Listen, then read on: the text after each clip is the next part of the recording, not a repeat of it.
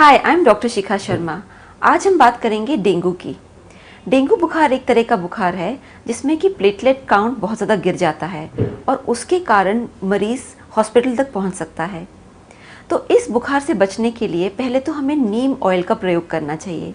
तो नीम ऑयल अगर हम अपने स्किन पे लगाएं तो डेंगू का मच्छर हमें काटेगा ही नहीं।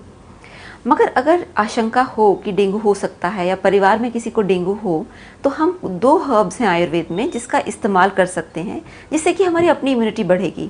एक हर्ब है गिलोय। गिलोय एक आयुर्वेदिक हर्ब है जिसका अगर हम रोज़ इस्तेमाल करें, स्पेशली इस डेंगू के सीज़न में, तो हमारी इम्यूनिटी इतनी बढ़ेगी कि हमें डेंगू का मच्छर अगर काटे भी तो हमें डेंगू नहीं होगा। दूसरी हर्ब है एक्नीसिया। एक्नीसिया भी एक ऐसी हर्ब है जिससे कि हमारी अपनी इम्यूनिटी बढ़ती है और डेंगू का जो बुखार है वो हमें लगता नहीं है।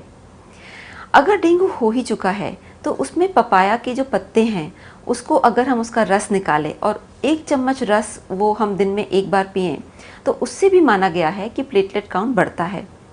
डेंगू का अगर बुखार हो ही चुका हो तो उसमें सबसे ज़्यादा इम्पॉर्टेंट बात है हाइड्रेशन मेंटेन करना। तो पूरे दिन में थोड़ी थोड़ी देर में पानी पीना चाहिए और 7 से 8 ग्लास पानी आराम से इंसान पी सकता है। उसके अलावा कोकोनट वाटर यानी डाब एक बहुत ही अच्छा हाइड्रेशन का मेथड है क्योंकि उसमें इलेक्ट्रोलाइट्स भी होते हैं, शुगर भी होती है और पानी भी होता है। तो कोकोनट वाटर दिन में 3 या 4 बार पी सकते हैं।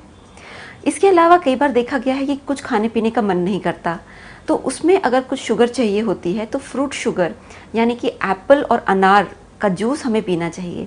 एंड एप्पल एंड अनार का जूस हम दिन में 2 बार पी सकते हैं। उससे एक तो शुगर मिलता है और साथ में वो इजीली डाइजेस्टेबल होता है जो कि एक फीवर का पेशेंट भी डाइजेस्ट कर सकता है।